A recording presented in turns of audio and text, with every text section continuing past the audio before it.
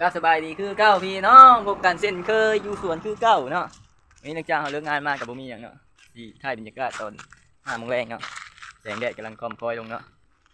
ที่ถ่ายบรรยากาศรอบมองที่เขาอยู่เนาะทางถ่ายเบิ่งนี่นั่นเป็นมืดฝนมาเนาะวันนี้เนาะเป็นมืดฝนมาแล้วลมก็แห้งละเลิกงานมาตอน5 โมงเนาะนี่จะเป็นที่อยู่ที่พักที่เช่าของเขาเนาะนั่นก็จะเป็นสวนทุเรียนน้อยเนาะนี่ก็จะเป็นเส้นทางเนาะรถผ่านไปผ่านมาเหมือนผลมาละนี่จะเป็นรถเขามาลินสนุกเนาะมาลินสนุกนี่ก็จะเป็นต้นมะยมถ่ายบรรยากาศรอบสวนนี่ก็จะเป็นบ้านเท่าแก่ตอนเพิ่นทลายย้ายเนาะที่เพิ่นพักอยู่นี่เนาะมีเพิ่นย้ายเข้าไปในสวนของเพิ่นแล้วเป็นบรรยากาศโคนสวนทุเรียนน้อยนอนสวนทุเรียนนี่ทุกคนดูมาทุเรียนหอยตรงนี้นี่ก็เป็นมากสีดาใหญ่เนาะห่อไว้เนาะห่อเพื่อบ่ให้แมงไม้เจาะนะ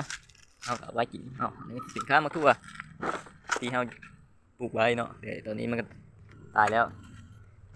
นี่เป็นต้นพักเนาะผักบัวหัวหอมบรรยากาศตอนแรงๆเนาะนี่คือต้นเท้านี่จะเป็นป่ายางนี่ก็โซนนี้ก็เป็นเงื่อนครัวเนาะครัวอยู่ครัวกินบรรยากาศประมาณนี้แหละพี่น้องเอ้ยเด็ดส่งตาเนาะตอนแรกแดดกำลังนั่นเนาะบายคลิปหน้าเจอกันใหม่